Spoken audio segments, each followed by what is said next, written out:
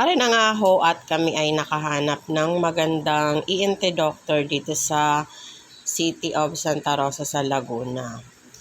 Ayan, matagal na ako naghahanap ng ENT doctor kasi nga ang aking anak na si Nayeli ay may problema sa tenga. So dito lang yan guys nakalocate sa Santa Rosa Bayan. Kung familiar kayo dito sa Maybank, ayan kaharap lang yan ng Santa Rosa Plaza.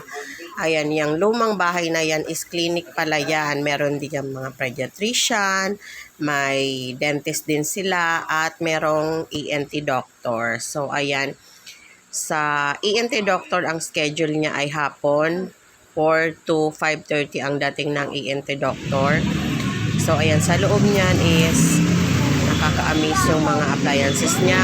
Ang bahay ay lumang-luma na talagang parang panahon pa ng hapon, pero still standing pa rin siya. Ang ganda ng interior ng bahay. Talagang pag pumasok ka dyan para kang nasa sinaunang panahon. Ayan, may mga electric fan din siya sa loob. Hindi ka din maiinitan. Hindi siya naka-aircon. Ang naka-aircon lang is yung mismong clinic ng doktor. So, ang consultation fee kay doktora dyan sa ENT doctor na yan is 1,100 as of April 2026. So, ayan na nga, nandiyan na kami ni Elipot. Nag-aantay kami kay Dr. Camille. Si Dr. Camille ang ENT doctor dyan. So, tapos na kami ay pupunta na doon sa kabilang kalsada dito sa... Kasi may bagong tayong McDonald's dyan si Alden Richards. Ayan, pupuntahan namin. Titingnan namin kung maganda ba yung kanyang branch ng McDonald's. So, ayan, samahan nyo kami.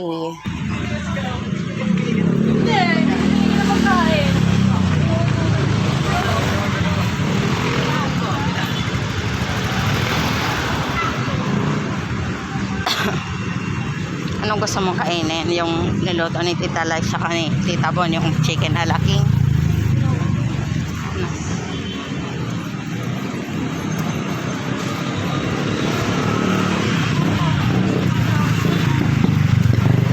Hindi mo gusto yun?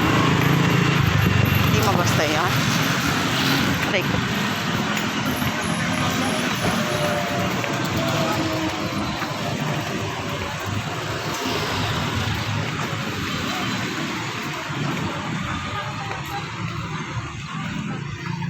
Ito yung McDo